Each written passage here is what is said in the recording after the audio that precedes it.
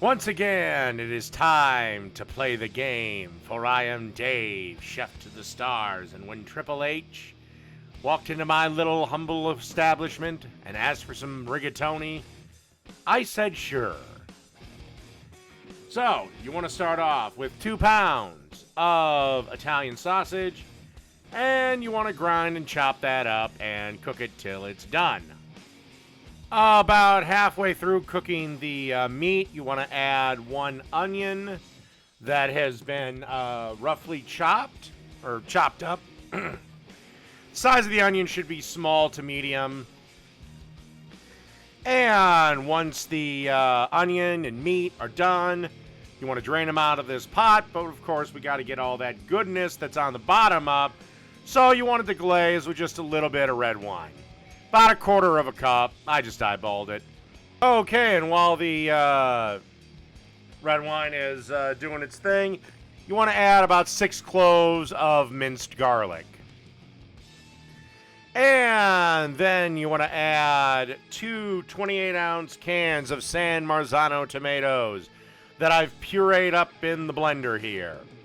2 28-ounce cans of San Marzano. If for whatever reason you can't get San Marzanos, it won't be quite as good, but regular old like tomato sauce that you can find in any grocery store, 2 28-ounce cans of that, or 2 28-ounce cans of tomato puree, Italian-style tomatoes. But if you can get the San Marzanos, and they're available at every fucking Walmart, so look for them, spend the extra couple of bucks. Trust me, your sauce will thank you for it later. Then you just want to let this simmer a bit, kill the heat down a little bit. Oh, by the way, obviously, to deglaze, you want it on a fairly generous heat. I'd get this on about medium-low. That's about where we need. And now it's time to add some spices to this, like salt and pepper. That's, of course, the taste. Also, it is optional. Some people swear by it. But add like a pinch of sugar just to take the tinniness away. So add a little bit of salt. And, of course, a little more generous with the pepper, because the tomatoes are already kind of salty. And then you want to add a couple teaspoons of dried basil. If you're using fresh, I'd probably do about 2 tablespoons if fresh, but using the dried stuff, 2 teaspoons.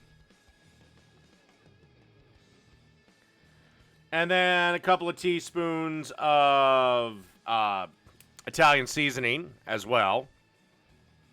And then give this a little stir and let everything come incorporated. Now, this is optional, but I think it really livens the sauce up. And that's just a pinch or 2 of red pepper flakes. It doesn't really make the sauce hot, but again, it just kind of livens everything up. Again, it's optional. If you don't want it, don't put it in. And then just a little bit of fennel, about a half a teaspoon to a teaspoon. And again, you're going to want to simmer this for at least 10 minutes and taste while you're simmering it. Okay, we've been simmering for a couple minutes. Time to add a bay leaf and about a tablespoon to 2 tablespoons of butter. Trust me, much like bacon, butter makes everything better.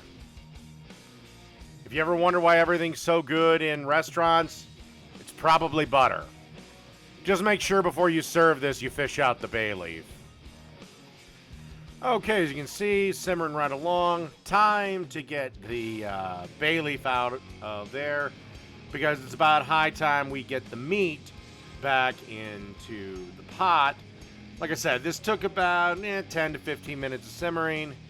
And we're going to dump all that sausage and all that onion back in there.